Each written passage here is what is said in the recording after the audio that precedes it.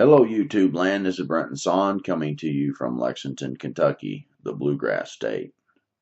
We have a Bigfoot story from Gene Kelly today that you will find very fascinating. There's all kinds of different pieces of information that she shares that I thought was intriguing. So I really believe that you're going to like this. If anyone out there has a Bigfoot story, a dogman story, or any type of cryptid or supernatural paranormal story that you think would be a good fit for the show, you can contact me at brentonson@gmail.com. And now this Gene Kelly lives in Alabama, and she's going to tell some stories from the Alabama area that she lives in, and she's also going to tell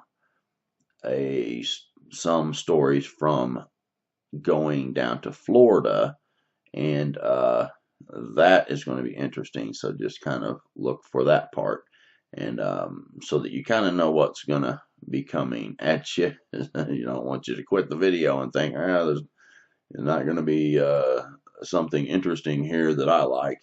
So, but I think all of it is very interesting to me, and I believe that you're going to like it. I've done this long enough to know what's interesting and not. And the horse braiding thing, there's some of you that's going to know what I was speaking about when the mane of these horses were braided. But I didn't want to go into it on this video. But there's some of you that's going to know what was going on there too. So enjoy the story. Gene Kelly from Alabama. All right, Gene Kelly, if you would, I'd like for you to introduce yourself and just tell us a little bit about yourself, and then we will get into your story. There's so much to your story that I'm just going to kind of let you tell what you want to tell, and then I'll kind of ask questions to fill in the gaps from what I saw in the email that I thought was very interesting. Is that okay? Yes, it is. All right. Well, if you would introduce yourself, and whatever you want to say about yourself is fine with me. Okay. Yes, I'm Jean Kelly. I live near Seal, Alabama, in between Auburn, Alabama. And I'm not originally from Alabama. I'm retired Navy, and I'm retired from civil service, and I have a medical background.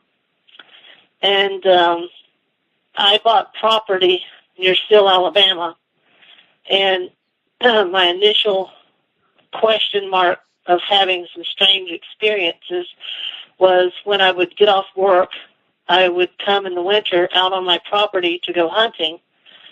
And the area that I live in is a very big hunting area. And one day when I was coming off from work, I loaded my gear up. And as some hunters do, we overload. And I had to walk down to where my property is, down a creek, down a sharp hill, and up on the other side. And as I got to the other side, I bent over because I was out of breath. And I was breathing heavily, and something was laughing at me. And it sounded like a small child. But since I knew there were no people here, and nothing was around me, and this was like 5 o'clock in the morning, and the sun was just barely up, not quite, I was thinking there's no way a person could be out here. And they definitely couldn't see me. So I just put a big question mark and just went onto my hunting stand and did the normal thing, climbing up in the hunting stand, sitting all day, and having the enjoyment of watching the sun rise up, freezing to death because it was pretty cold. And then I came back and walked back down the hill, came back up the hill, and went home. And I've done that repeatedly 3 or 4 different times. And each time I would go and get to the other side of my creek, then I would hear laughter. Well, I have a little Native American background, but it's called Flint Creek Tribe that my father's mother was in, and they're from south of Atlanta, but that tribe doesn't exist anymore. And with the Native American background, I went, okay. I started just speaking out in there. I said, okay, I don't know who is here, or what I'm hearing, but you're not scaring me, and I thank you for that. But if there's somebody here, give me some kind of sign, some kind of spirit sign, something, whatever. And so the next time I went hunting, to my surprise, and I live in an area where there's just sand and no rocks, no pebbles, nothing. It's sandy. It's either sandy or trees. There's nothing else. When I came back to my vehicle, right on the top of my hood of my car was an arrowhead laying there. And I'm thinking, what in the world? How did this thing get here? And all I could think of was that little child laughter sound I heard. Maybe it can do that, or maybe it's telling me it's real, or whatever, but I didn't think much about it. Years of this goes on and on and on. I invite other people out, and they have similar strange experiences. And then I had horses that I had in a corral around the creek area that I had began to put down there. And then strange things started happening to my horses. I kept finding that their hair was being braided. And I just couldn't understand, what is this? What is this? Well, finally, I don't recall the person that I talked to, but I had ran into someone and told them what was happening to my horses, and it was another lady that lived on the opposite side, probably 15 or 20 miles away from me, to the east of me, and they own a large section of property. And she said when they got the same thing happening to their horses, and that when she was a little girl, her brothers talked her into going hunting with her, and she had what they call the full-blown Bigfoot experience, where some big light came down, and then a giant Bigfoot that she said that they called him skunk ape over here. She said a skunk ape came up to her and looked at her and then walked away. And she said she was only like 16 or 17. And she said after that she never went back in the woods again. And then she told me I should start looking for some books to read about them, because she said there's a lot of information out there. Well, it went on, and I was actually in the city of Seal, Alabama, at an auction house there.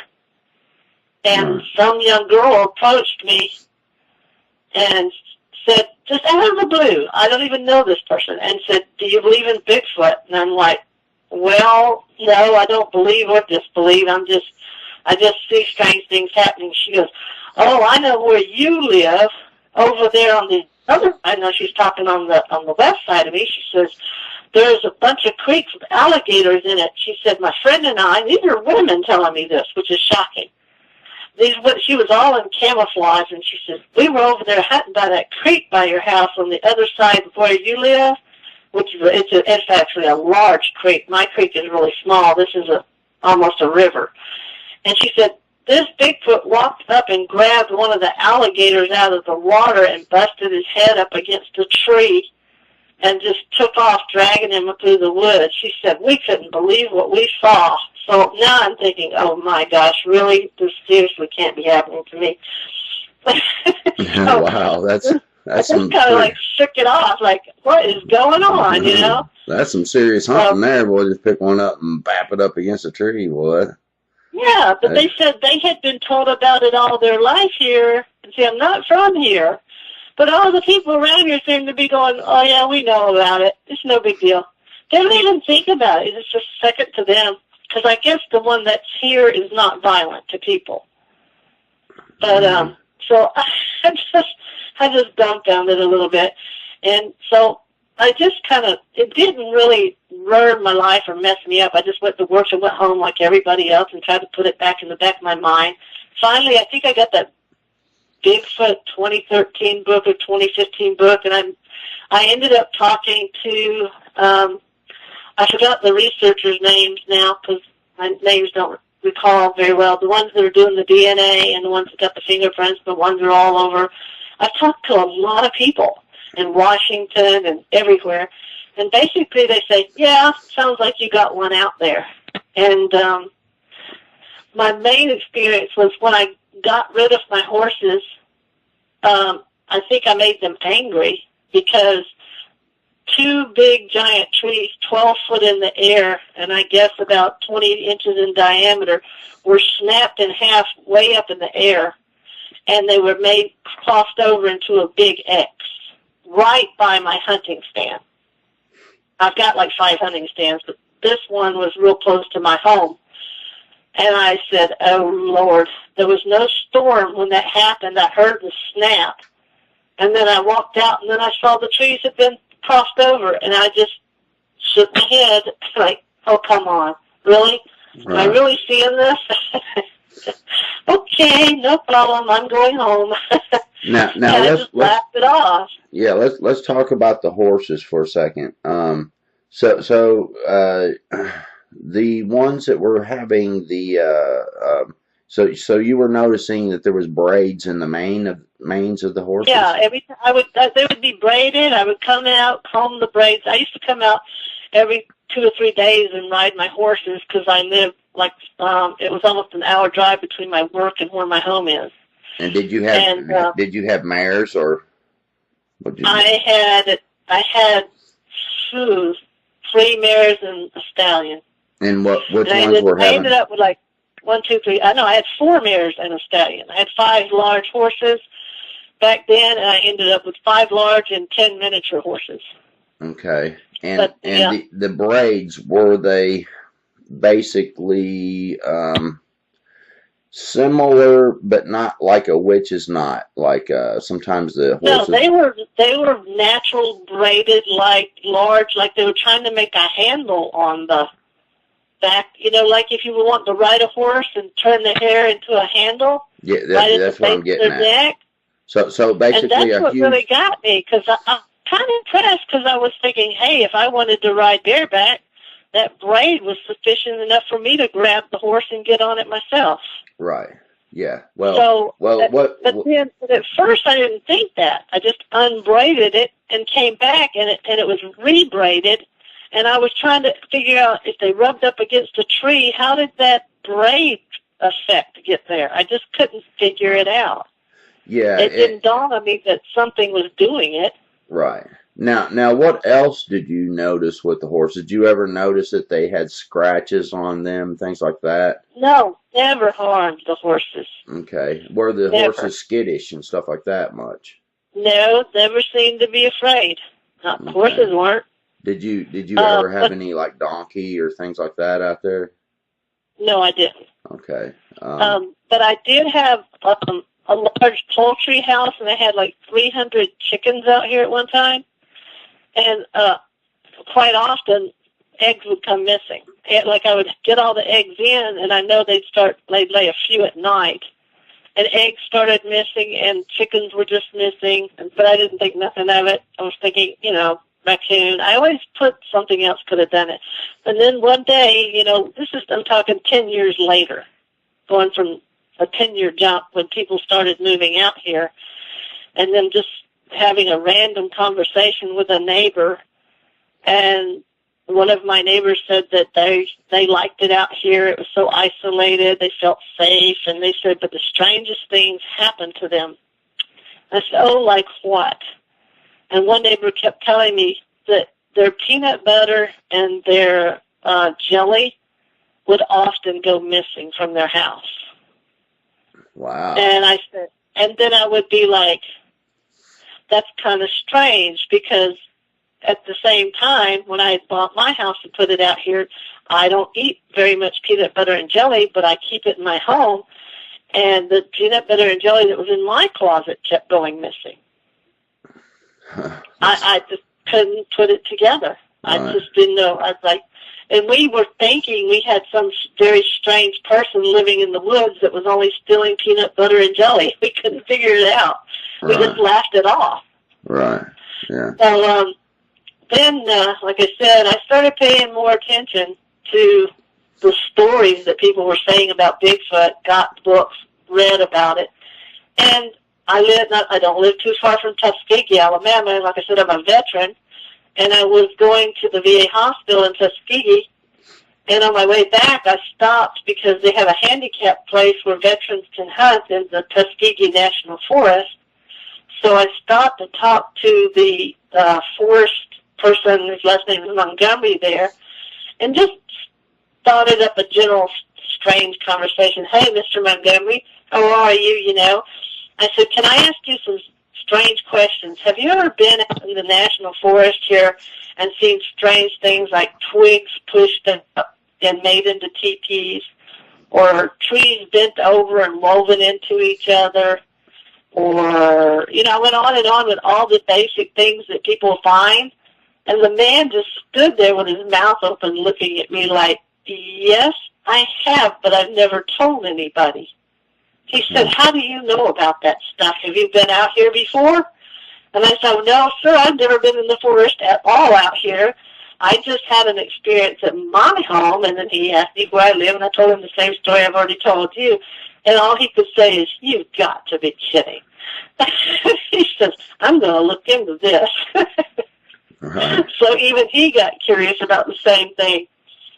So it just kind of confirmed what everybody's been seeing, the little teepees, the crosses, the strange sticks. The strangest part was there's no water to wash up all these sticks like up against the tree, but you'll find a large pile every now and then walking through the woods piled up. Yeah. And I just like, what is that? That is not normal. My mind was like, how can nature do that? Nature can't do that. What did that? Why would something do that? You know, he's looking for a hole, or I was looking even for beaver, because they said beaver used to be out here. But there was no chew marks on any of the sticks, nothing like that. Right. So we just simply concluded that that's what it was. So eventually I had seen the video that Stacy Brown had put out down in Florida, and that's about a 3-hour drive south of me. And so I called him up, talked to him, and he said in October, I forget what year now, probably 4 years ago, he said he was having a bunch of people come down, and that's all on video, on tape, on YouTube, where they had taken a floor and they had videotaped a large black Bigfoot in a national park near where he lives, stepping over a crevice.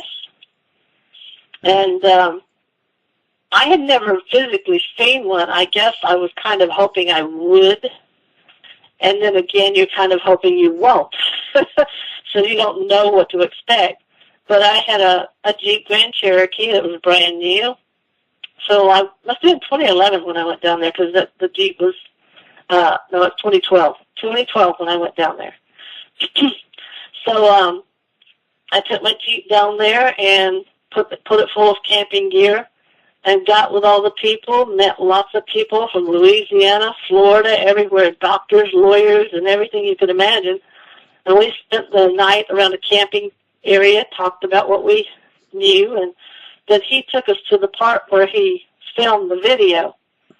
And as we were going through the park, the creek area near that park, there were tracks that they were able to follow, and they were getting samples of those tracks, pouring in the that clay mixture they make to copy the tracks. And I was getting tired and overheated, so I was meandering. I can navigate through the woods without any help. I don't need a compass or anything. I'm just really good at going through the woods I know how to get back to where I need to go to. So I took a different route. Instead of going around and around all these S's through this national park, I just went straight.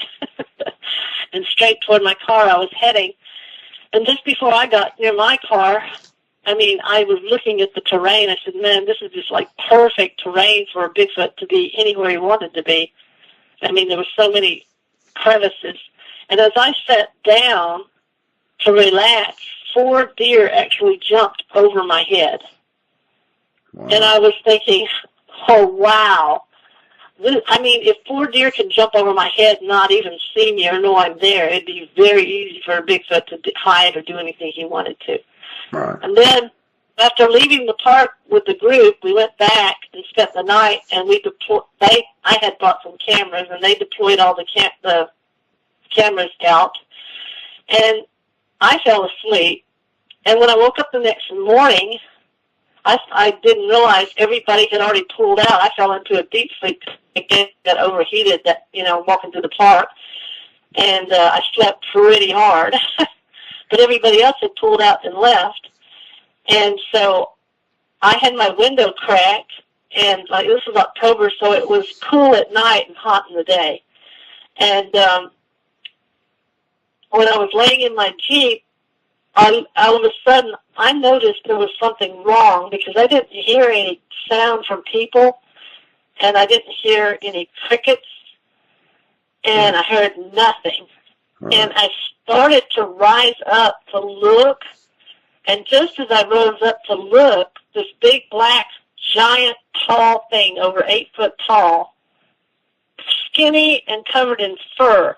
I didn't see the head, just the lower body, stepped right exactly by my door, and it had to go like in the space between where I parked my door and where some trees were, was only about 2 foot to 3 foot wide.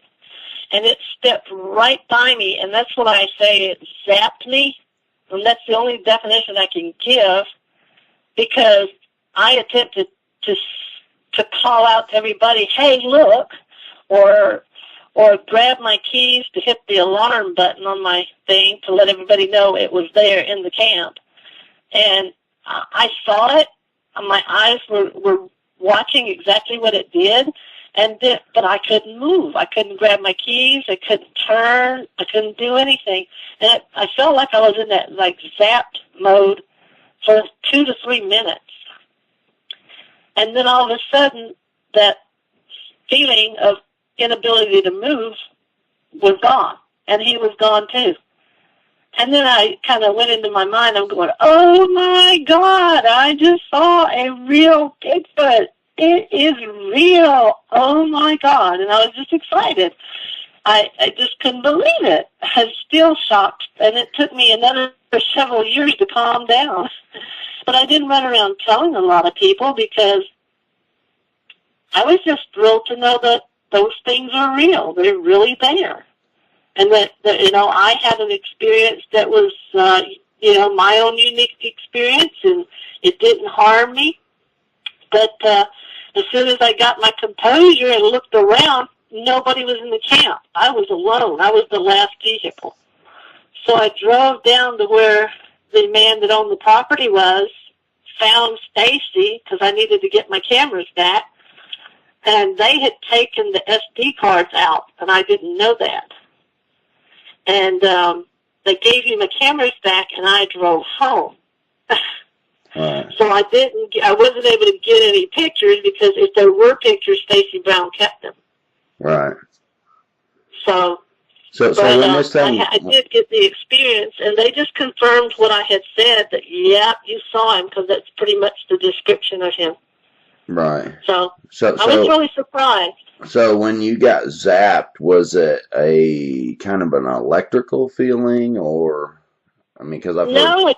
it's like if you, I guess the way I could explain it, have you ever jumped off into a pool and gone underwater?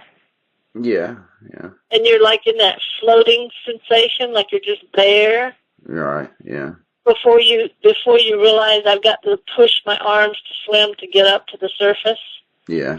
You're just in a frozen. It's just a frozen situation, totally frozen. You can't move your fingers, your hands, nothing. You can see what's going on, but you can't move. And you felt like this thing did that to you? I've never felt that before or since. That's the only time I've ever had that sensation. Yeah, it's there's lots of stories with that type of thing happening, so it's not uncommon, that's for sure. And I've been 4 major car accidents, fires, tornadoes, and lots of trauma in my life, but never felt like that. Yeah. Never. I know someone that got zapped. Live here where I am. I know there's a group of them that are out here, because they go on my back porch at times, and it'll be a beautiful starlit evening, and I love the stars, and it's very dark here. I don't have any lights in my home. I like it dark. And I'll just be on the back porch, like watering my plants that are out there, and all of a sudden, the whistle that I use to call my dog, I heard them whistling, the same whistle. And then minutes later, I said, okay, I hear you out there. And then the next thing they do is make frog sounds. Huh. And I said, that's not a frog. I said, you're not fooling me. And then I'll hear an owl. They'll make a hoot owl sound. I said, okay, you guys are really funny. You know, I've never seen them, but I know they're there. Yeah. So yeah. I think they like me. And the reason I say that is because my brother, who's an avid hunter, and my older son, who's 36 years old, he went out hunting with my brother, and both of them came back with ghost faces. And they threw my brother threw his equipment in his car, and my son threw his stuff down on the ground, and both of them sat there and said, what on God's name have you got out there? And I'm like, what are you talking about? And they were literally, utterly, totally terrified because they said something was out there, and they went out, you know, they were coming back. They went out at noon, and they were coming back when it was dark.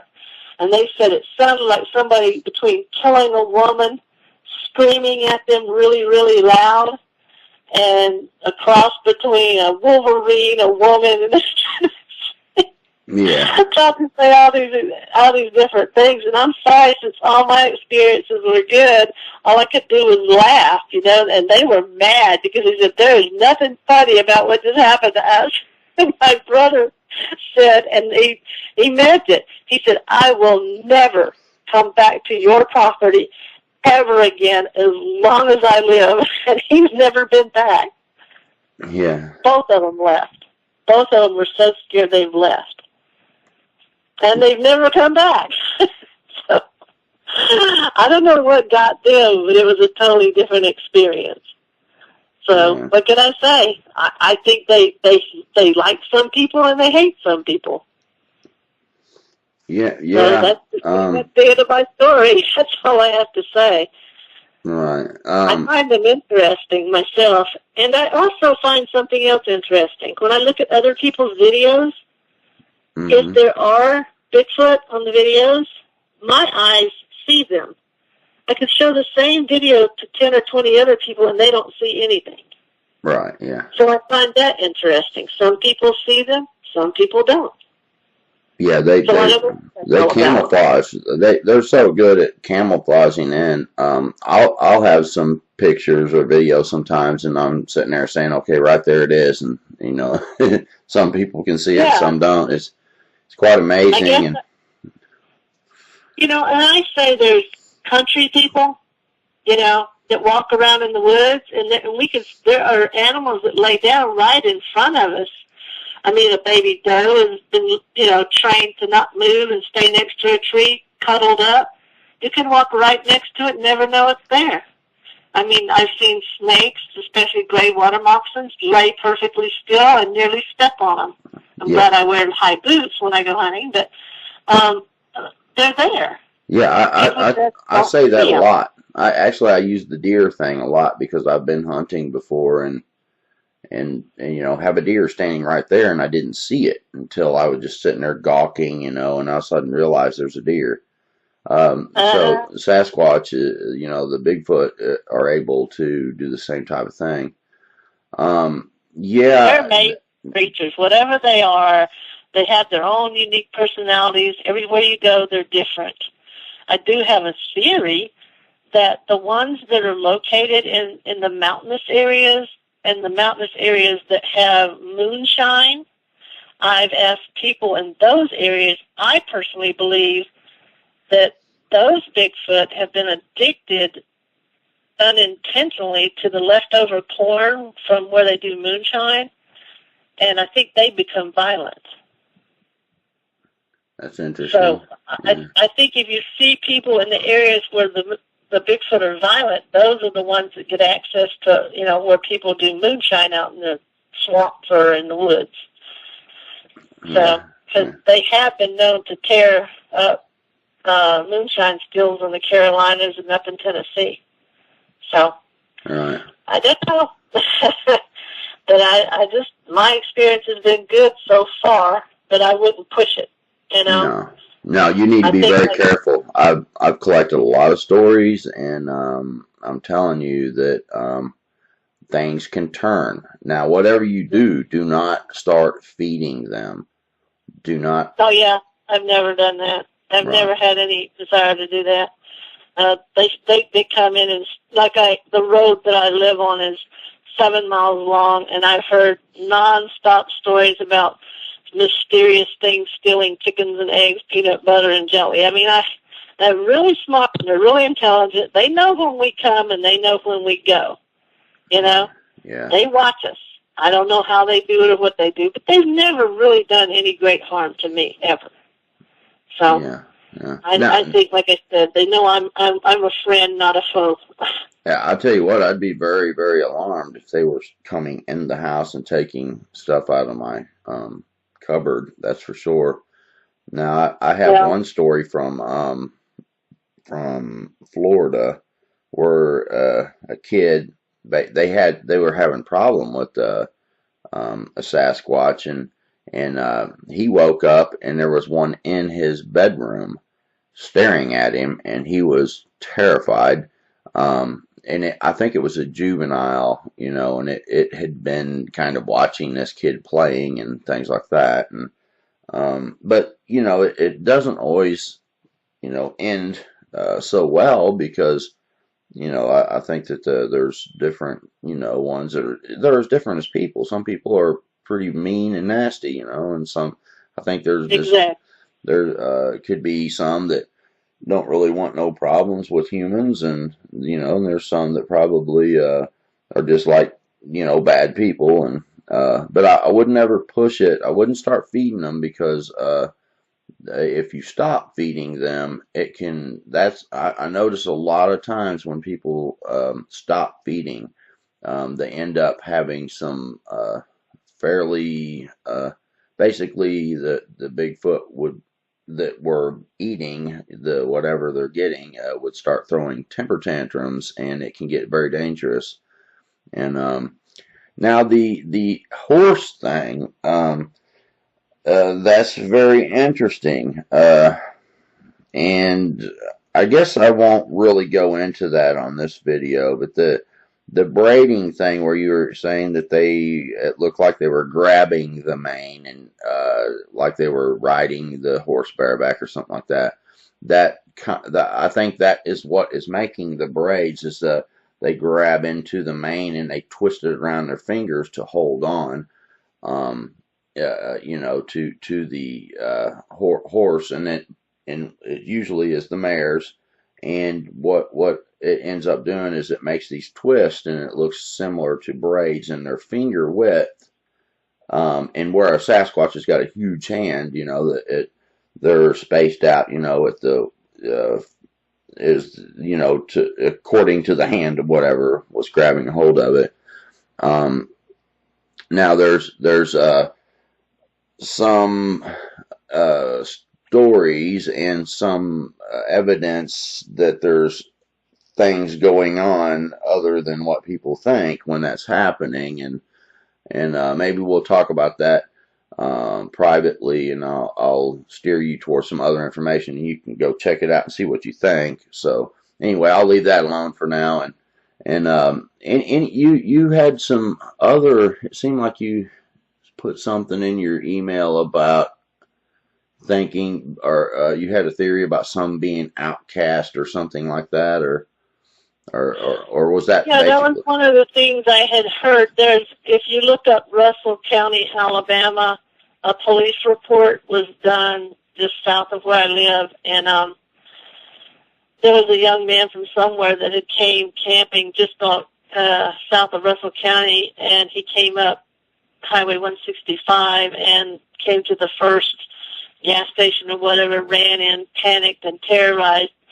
Supposedly, one of them, well, he was at some camp area, and one grabbed his dog and killed it and tore his campsite up, and he ran in, told somebody, got in his car, and I don't know if they made a police report or what exactly happened, but I met someone who had seen, I went and asked about that, and the person said the area that he went to, there's a group of them, they knew about them. People just know they're there.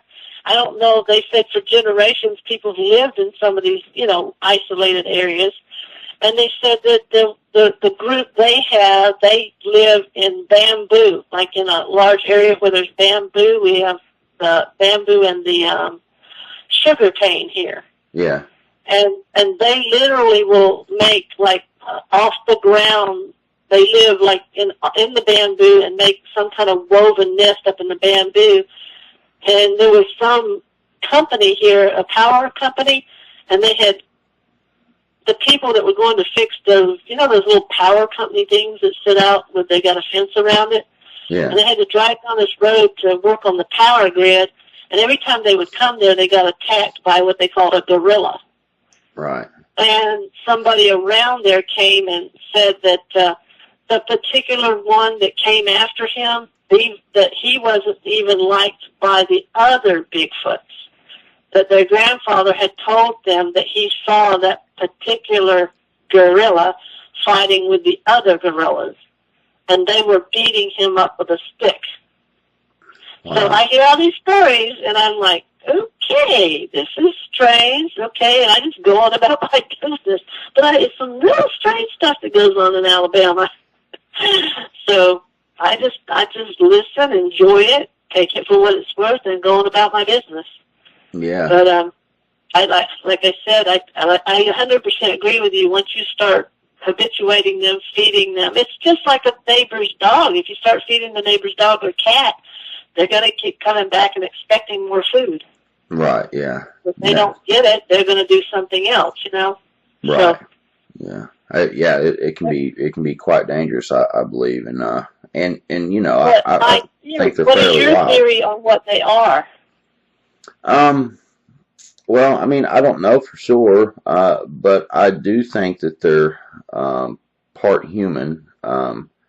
So when it comes to what I think they might be, I think they might be a hybrid between a human and another type creature, which I believe would be an angelic creature.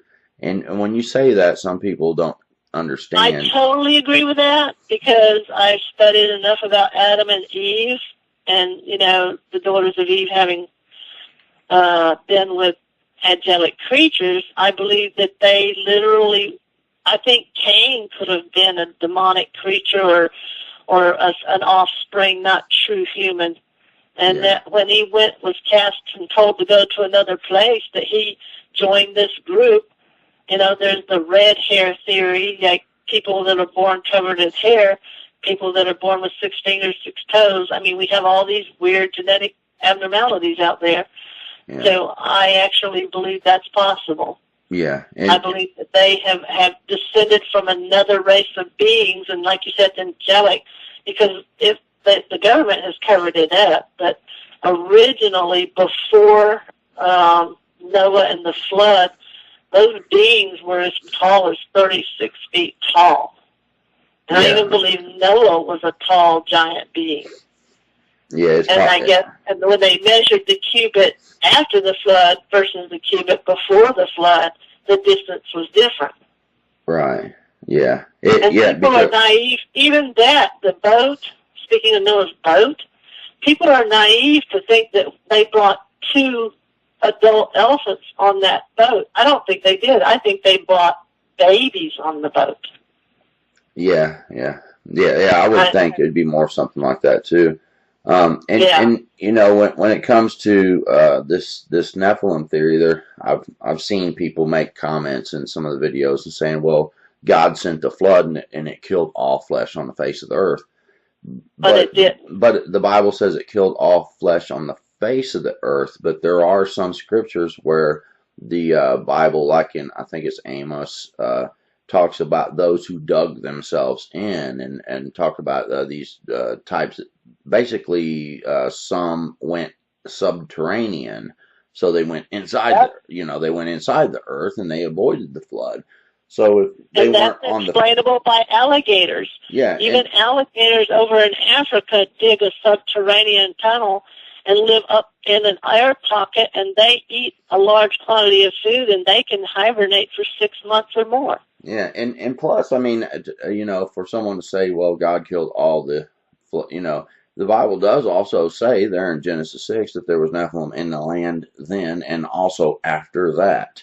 So there was something that happened that was after that, and so there God killed all the flesh on the face of the earth, that's for sure. But somehow they either went subterranean or something happened to where they were also there after that. And I mean, it's obvious too, because But a lot of people, they just live in their own little world. That's those city people. They live in their own little world. They let the TV tell them what to do and how to think. They don't think for themselves. They don't read the Bible carefully, word for word. They're not able to interpret it. They're not able to see it. right. They don't want to believe in that God is supernatural. He can do things that we can't comprehend. And plus, if you say something about, I believe that Bigfoot is a completely terrestrial being. Okay, so but if you say something about a supernatural being, automatically people think that a supernatural being is some kind of see-through, wispy, no body having type being, and that's not true. And No, there's some that can be seen and some that can't, because the Bible itself says that we entertain angels unaware. Yeah, and they eat. Supernatural beings eat. I mean, I'm sorry, Yep. but Apostle Paul said that there are different kinds of flesh. There's terrestrial flesh, which are like us. We're terrestrial. Yep. Nephilim would be terrestrial. There's celestial flesh. These angelic beings have bodies. They sat down with people and they ate food with people in the Bible. So they have bodies. They have flesh. The Bible says they have flesh. And what was manna? Manna was food that was from heaven. Heaven, it was exactly. bread that was from heaven. So in heaven you eat.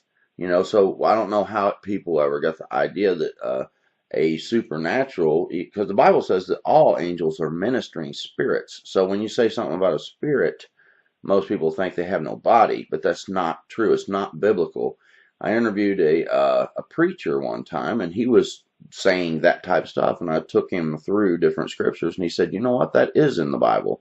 So a supernatural being, the only beings that do not have bodies are demons who have been disrobed from their body, and they don't have bodies. That's why they want to inhabit beings. They have to inhabit something. They got to go try to get in, like when Jesus cast the legion out. They wanted to go to the hogs and things like that. But a demon is different from an angelic, either fallen or not fallen. And then a Nephilim is a terrestrial being, just like humans are terrestrial, but they would be hybrid, and they would probably retain some of the characteristics from the genetic code of the angelic father. And when you look at the angels in the Bible, there's all different kinds. There's some that had heads of bulls or eagles, and when you look at the iconography in Egypt, where you have a Anubis with a dog head and a human-like body. So you start to understand, hey, some of these things can be real that were, and I've heard of people having angelic or UFO encounters and see something that looked like a Chewbacca. So I think there's a type of angelic being. If you look at the beasts that are before the throne, there's different types of these creatures. I think that there was a type of angel that interbred with the daughters of men at some point, and these Sasquatch were produced. But that's my theory. I could be wrong.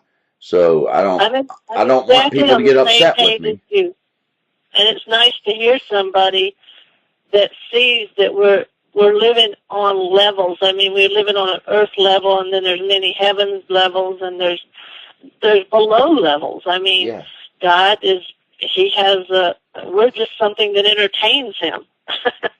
And I think these creatures we find interesting just because, they're there. Yeah, and I think And one of the then reasons they were people able were, to what you called zapped you is because angelic creatures in the scriptures was able to smite people with madness or blindness or the spirit of fear or this or that. You know that there's all kinds of different things. You could be paralyzed by one if you take the story of Lot. They were smote with blindness, and they basically were wearying themselves to find the door, so they were partly paralyzed. They couldn't move. They were struggling to go yeah, find it. So if it really makes sense. It really is the best theory if you really look at the theory to explain these tall things, because they tend to be very tall. And I well, think a that lot one of I these saw was mounds, at least 8 foot tall. yeah, At least. and they can zap you. I mean, come on. Well, gorilla can't do that. Not like that. Um, And the other thing is that got me was the length of his arm. I was like, wow, because his arm went way below his knee when he was standing straight, right. swinging his arm. It was way below his knee, and when he walked, I knew that was no human because he bent that knee way up to 90 degrees. And he took only like 3 steps to step from the front of my vehicle next to me and then behind my vehicle. It was like boom, boom, gone. Yeah. And Yeah. I guess that's part of the zapping because I was sitting there going, oh my gosh, I'm so, it was a little miniature shock of awe, like I was wanting everybody to see him, but I couldn't move. I couldn't warn everybody, there he is, he's here, look, that kind of thing. Yeah. They, I wasn't wanting any harm. yeah. I think they have vocal cords that are more similar to an angelic remnant of that DNA, because if you think about it, some of the recordings there would be. I know that there's a few recordings where they caught whistling on the recording, and the experts looked at it, and these people were experts in like naval kind of. I mean, they really know what they're doing Well, when I they know who you're analyze. talking about. Is that the gentleman from Kansas that came up to Dahlonega? Yeah, There's a naval linguistics man that yes, came yeah, yeah, from yeah. Kansas City to Well, Dahlonega that did the vocal recordings, and he said he was getting language. yeah, Yeah. he was an expert in that. He said there's language here. But he analyzed this one whistling, and he said that the whistling was made with the vocal mechanism. It was not made with the lips. He said that it came from the voice box, the way that it modulated the whistle. So when you're saying that you had this thing imitating all these different, and it's well known that they imitate the owls, and they can Well, imitate I all these find them different. hilarious. I think they think I'm funny, and I think they're funny. So I think that's why I get along with them. And I Right, have little tiny dogs, and they run away from home. And right, my little Shih Tzu, who weighs 5 pounds, I actually go out and ask them. I say, hey, I'm worried about my little dog, and I make a description with my hands. I said, please scare her back home. Within right, 30 minutes to an hour, my dog's scratching at the door, begging to get back, and I go, see, my friend sent you back home. right. That's what I just have, that kind of thing. I don't know if they understand me, but I believe they do. Yeah, yeah, yeah. I So, believe they do too. And and then I think when they broke those trees, the way they broke them, I think they did it to tell me they were mad that I got rid of my horses. yeah, yeah. I think they They were were mad that you very, got rid very of the angry. horses. Because I think they really liked the horses. They were like pets to them. Because imagine, Mm, the back of my horse was so high that the back of her back was higher than my nose. right. Oh, I know they And liked the horses, but it and she wasn't for was, the reason you I had think. a giant Tennessee Walker horse. She was huge. Yeah, I had to buy one of the biggest saddles they make to put on her. And ironically, she also wouldn't let anybody handle her. I had a professional horse trainer that said that she was wanting to take her and her baby colt to help me out for a while because I needed to go into the hospital. She said, I'll take her and her baby for a while. And that horse nearly killed that woman. Yeah. And so I said, see, I told you don't mess. She doesn't like, you can't just handle her any old way.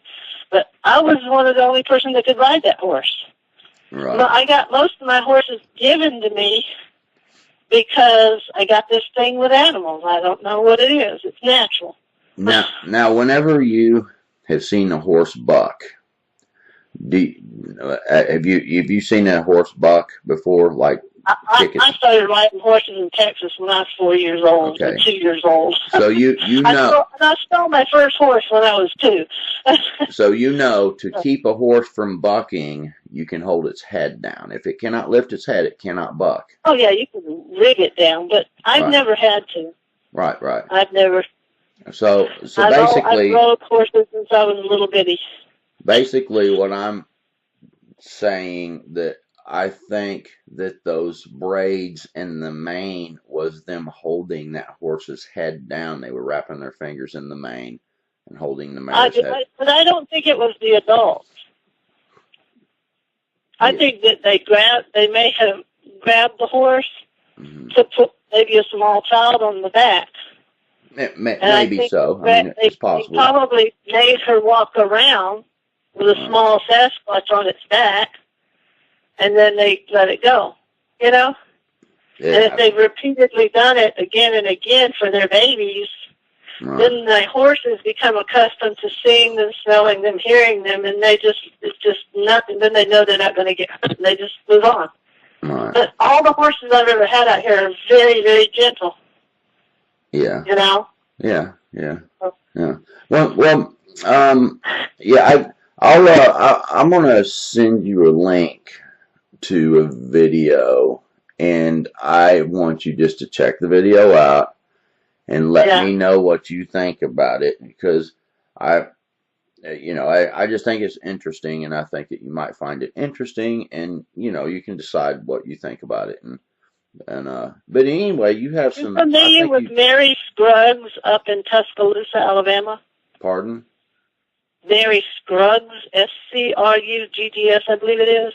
Do I know her? Have you ever seen her videos or anything from her? No, no. Well, that's another lady that they've owned their land for almost 200 years, passed down generation to generation, and she's telling me that they've got a fracking well in the back of their yard that was just put in, and the lights are flashing, and it's driving the Sasquatch in her backyard nuts. Really? Wow. That they're growing things at the fracking well because it's squeaking whenever evidently it's not oiled correctly, or it's doing something, making a squeaking sound, and they're going berserkers and throwing rocks at it. And then when the people who own the fracking well come back and ask them, did they know who went down there, she says, well, I'd tell you, but you're not going to believe me. Yeah. And she said the Bigfoot are down there just mad. They're furious at that machine. They hate it. I lived in Moundsville for a little while. I lived in Tuscaloosa for a little bit, and I also lived in Gainesville on Lake Gunnersville. I lived in Alabama, and I lived in Albertsville for just a little bit too. We kind of moved around where my dad's work. He worked for a company down there, and food distributor, and so. Well, I'm a 58-year-old professionally single woman. Yeah. And I've been alone out here alone totally since 1999. Yeah. I haven't had anybody on my property at all. Yeah, well, you need to be careful, because I wouldn't trust those things, and make sure that if you're missing things from your home, I would really be. I haven't been doing that ever since I've gotten rid of all my animals. Now at 58, I'm having a hard time, like I said, getting around, and I've gotten rid of my poultry, gotten rid of my horses. I only have 2 miniature horses outside. So I haven't really bothered anything anymore. Yeah, they were probably taking some of your chickens. They were probably. Did you ever have any feed and things like that come up missing, like sweet feed? No, I haven't had any of that happen because I keep it in 55-gallon barrels in a locked area. Right. Yeah. So, Yeah. There was a but I reason they had got mad used about a the lot of horses. horses. Imagine how much I had to buy a ton and a half of feed every month because I had all those horses, plus I had 55 goats, and I had 300 chickens at one time, and 20 I think 20 or 30 turkeys. So, but all my animals are gone. I did have a large farm and was selling a lot of stuff, and I've gotten rid of everything now. Yeah, wow, they were probably gleaning all kinds of things, eggs and chickens and, it was a little bit of resource. That was going from 20 years ago, having nothing to having all that, and then in the last 4 years, I've gotten rid of everything. Right. So. Yeah. Wow. That's the way it goes. Yeah. Wow. I enjoy talking to you. Yeah. I hope we can find out some more. I really like the biblical aspect of how you think this, and I've always wondered a lot about that. So I appreciate your time. Well, thank you for calling. Thank you very much, and I'll send you a link here. It might be tomorrow before I get a chance to do that, but I really appreciate it, Jean. Still Alabama finds out about it, hey, try to hook me up with them because I like meeting people like that. I love natural nature people. They're pretty funny. Yeah, I sure will. Yeah. Well, all right. Well, thank you very much. Yeah, all right. God bless. God bless. Good night. All right, YouTube land. I hope you enjoyed that. I thought that was a very interesting story. So many things there that are actually fairly fascinating type subject matter, and so I want you all to leave some thank yous in the comment section, and for Gene Kelly. So if anyone out there has an encounter with any kind of cryptid, any supernatural, paranormal type story that you want to share, you can email me at brentonson@gmail.com. And until next time, God bless, and I'll see you on the next video. Bye-bye.